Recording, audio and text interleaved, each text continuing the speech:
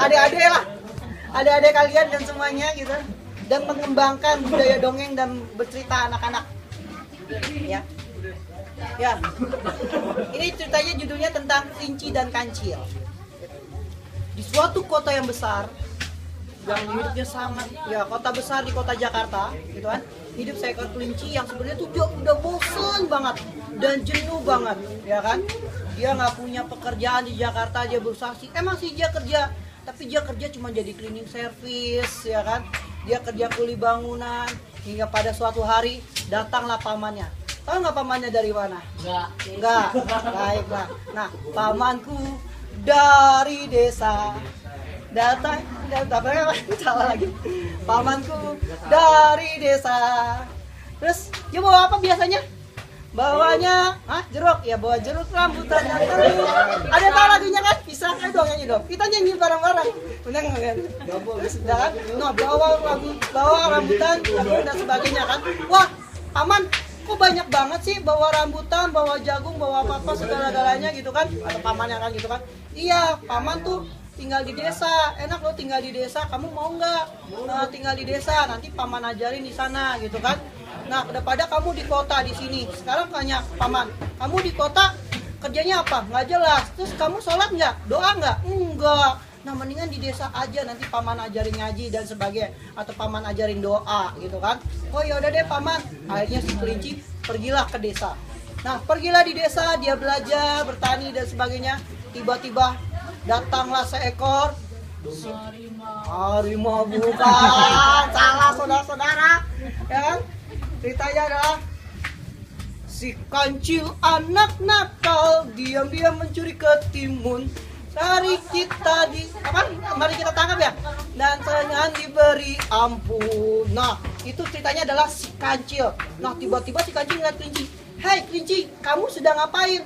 Ini aku sedang belajar nanam ketimun dari paman. Paman ngajarin saya untuk nanam ketimun di sini. Terus kata kancil gini, ngapain belajar tentang nanam ketimun segala, capek tau nggak? Mendingan kamu ikut sama kancil. Kancil nih cerdas banget loh. Kalau kita ke Pateting sana, kita ngambil ketimunnya nggak bakal ketahuan deh. Tenang, aman. Pokoknya tenang, saya jago mencuri dan sebagainya gitu kan. Nah, aku nggak mau mencuri, nggak mau ikut, aku udah kerja di sini aja. Yang bener kamu kancil. Sekarang aku tanya sama kamu, ini ketimunnya, ini kapan numbuhnya? 3 bulan lagi, 4 bulan lagi sih. Lama, kamu lapar kan? Iya sih aku lapar. Tapi mendingan di sana tuh ketimunnya udah gede-gede loh, enak loh ketimunnya, wah seger banget. Apalagi kalau ketimunnya kita ambil bikinin jus ketimun, mantep banget gitu kan. Nah, aku nggak mau di sini. Bener kamu? Wah, tiba-tiba ada suara azan, Allahu Akbar. Aku mau doa dulu ya. Oke deh. Nah, akhirnya si kancil doa dulu dan si kelinci doa dulu kan, pergi dan dia tidak ikut mencuri. Nah, si kancil mencuri dan dia tidak ketahuan. Tapi pada bulan keempat, bulan keempat, 4 bulan kemudian, tiba-tiba si kancil, kena perangkap. Ternyata si kancil kena perangkap.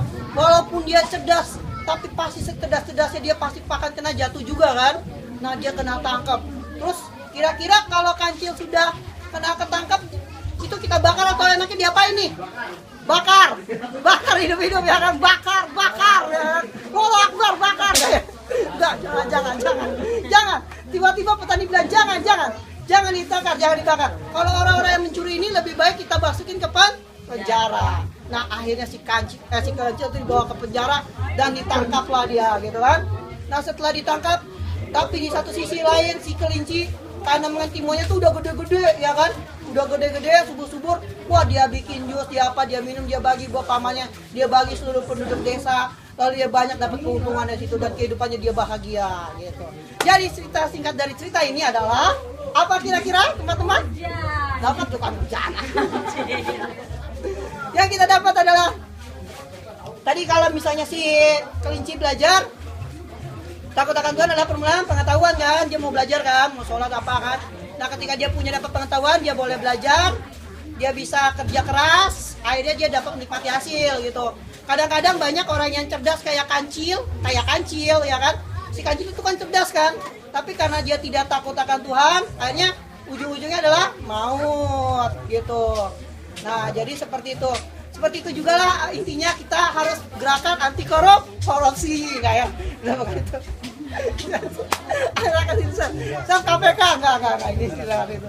Berarti situ sih. Jadi saya berharap teman-teman bisa di-sharekan cerita tentang kelinci dan kancil ini ke banyak teman-teman yang lain, dan digerakkan bahwa ya memang sih penting bahwa dari kecil dan dididik untuk tidak korupsi ya. Penting itu sekali, tidak dididik dengan korupsi. Jadi jangan mencuri.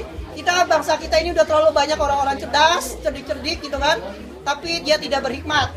Dia tidak takut akan Tuhan, akhirnya dia masuk penjara gitu. Dan saya berharap teman-teman di sini semua dari cerita sini punya makna gitu kan. Mau belajar mungkin yang kuliah gitu kan. Yang kuliah terus ya mungkin kerja dan sebagainya, atau yang punya adik dia ceritain lagi supaya dia belajar benar-benar sungguh-sungguh gitu sambil dia berdoa gitu, karena kalau belajar berdoa hasilnya pasti baik sih, saya pikir gitu. Oke, terima kasih banyak.